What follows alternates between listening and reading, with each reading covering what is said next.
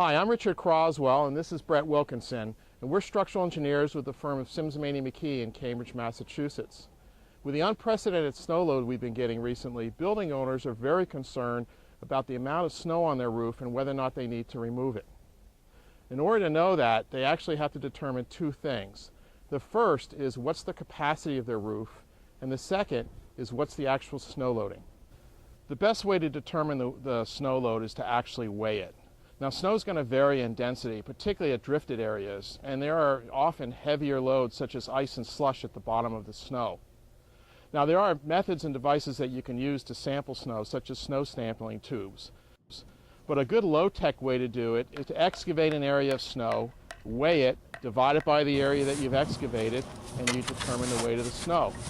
One easy way to do it is to take a section of pipe and insert it all the way down through the drift. Once you've got the pipe inserted to the snow, you want to carefully excavate down near the base of the tube, because you want to make sure if there's any slush or ice at the bottom of the tube that you collect it. Now, I tend to use a small, thin plastic sheet to slip underneath the tube to collect the full sample, but you could use a stiff cardboard or any other item that might do the same job.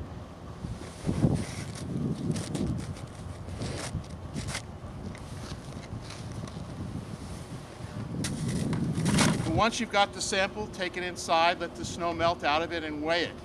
You take that weight and divide it by the cross-sectional area of the pipe. Make sure you do it in square feet, not square inches, to get what the uniform snow load would be. The easiest way to know what the roof is capable of supporting is to refer to the existing structural drawings for the building. The design loads are typically indicated on the drawings as a uniform load in pounds per square foot.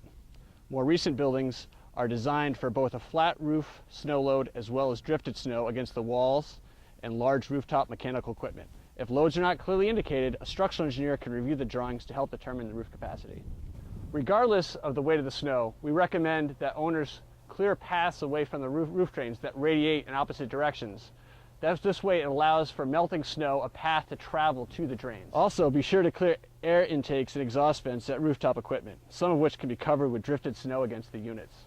Remember safety first when you do any kind of work on a roof, especially if you're working near the roof edges.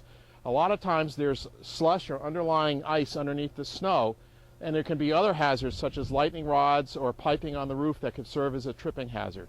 We hope that this has provided some insight on how to deal with roof snow loads. Remember, there are professionals that can help you, contractors and structural engineers that can assist if needed. Thank you.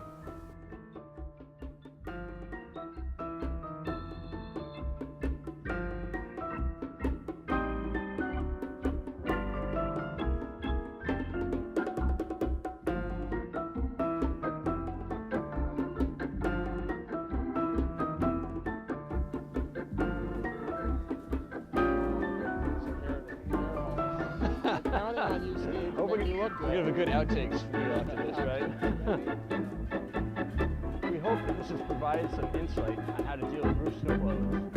Remember, there are professionals that can assist you, contractors and structural engineers.